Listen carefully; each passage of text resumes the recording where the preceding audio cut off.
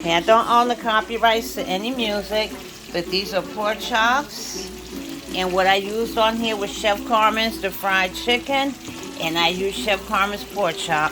And then I put a little parsley. That's all I use. One that you don't need nothing else. Guarantee you. That's huh?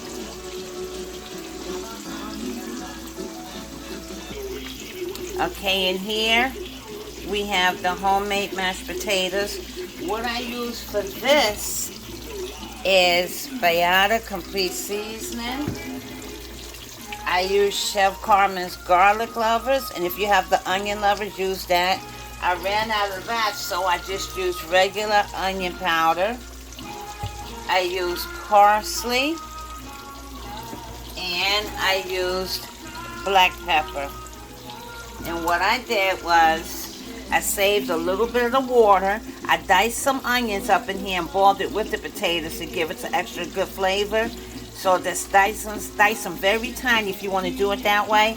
And when you're boiling the potatoes, put the onions in with the potatoes as they boil. Let them cook all the way down.